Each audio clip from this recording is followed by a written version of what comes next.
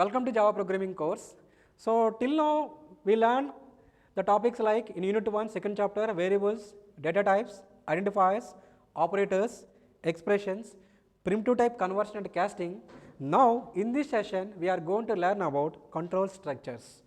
So let's go to the topic control structures. So in Java the control structures or control statements divided into or classified into three types. Those are conditional statements, iteration statements, jump statements.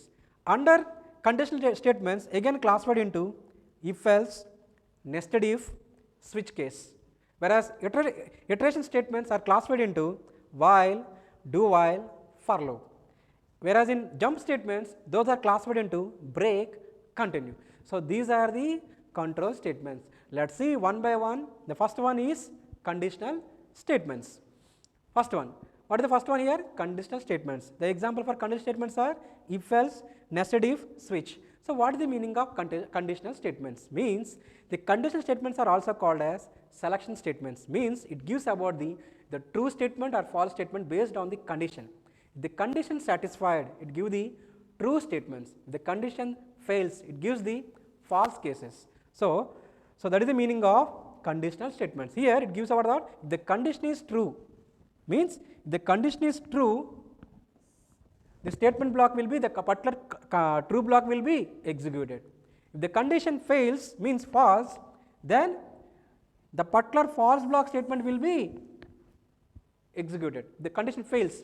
Okay. So this is about the what? Conditional statements. So clear, right? So those are if else, nested if, switch.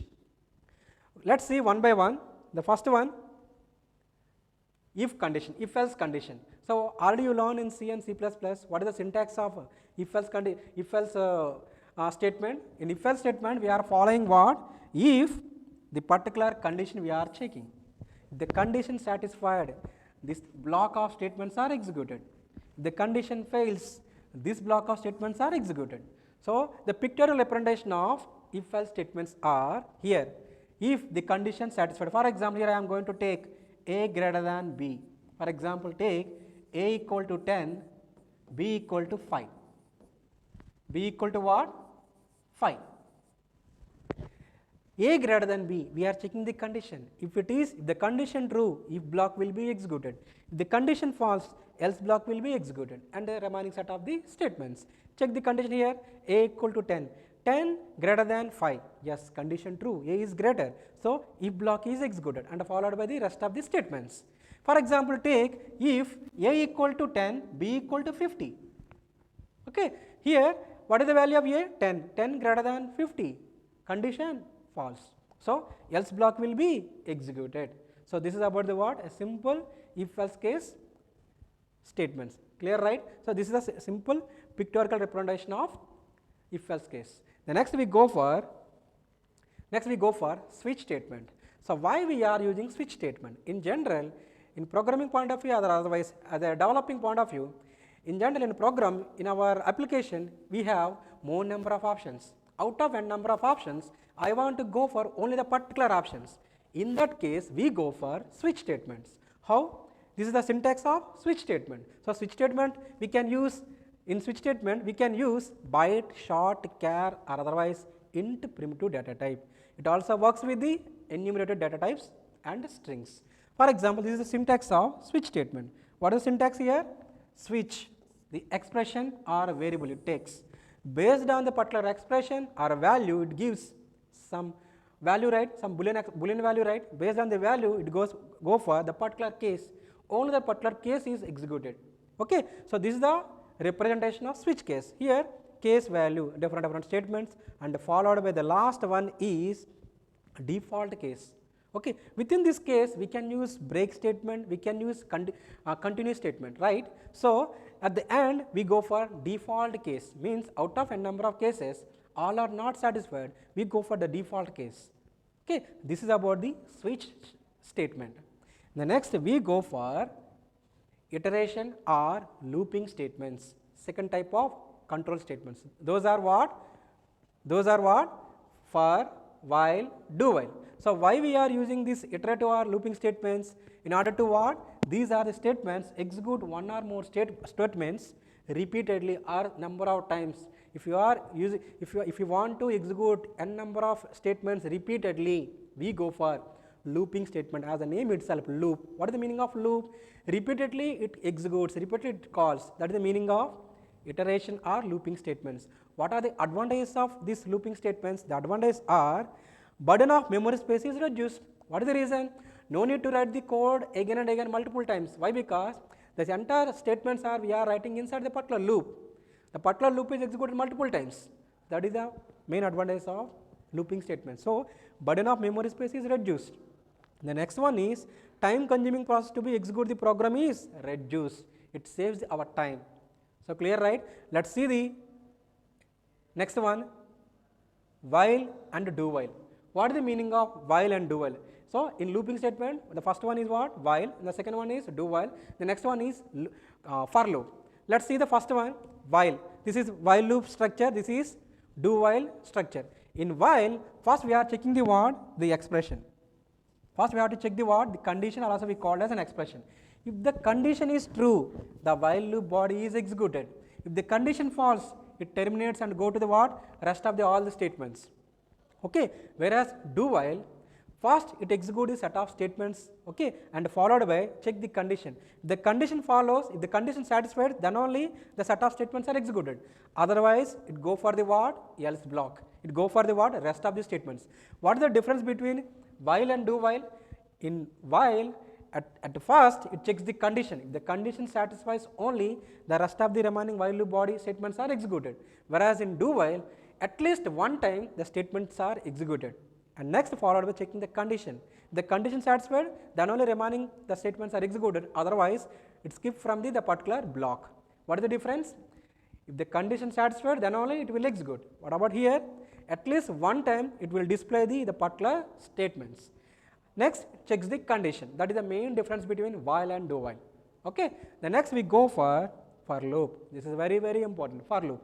This is also what? One of the looping statements. Okay, iteration statements. So what is the syntax here? We follow for initializing the particular variable, and next checking the condition, and next one is increment or decrement. We can use increment, also we can use decrement. This increment can be pre-increment, post-increment.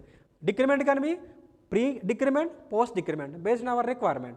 So this is the syntax for what? For initialization of variable, next condition checking, and next one is increment or decrement. The next one is what? Loop body. This loop body what means what? After condition satisfied, the set of statements are executed. So that is the meaning of what? For loop. Okay. So this is the pictorial representation of for loop. What is the first statement here? We have to initialize the value. We have to initialize the value of the particular variable. Next one is what? We have to check the condition like this. We have to check the condition. The condition satisfied, then only what? The condition is true, then loop body will be executed. This body will be executed.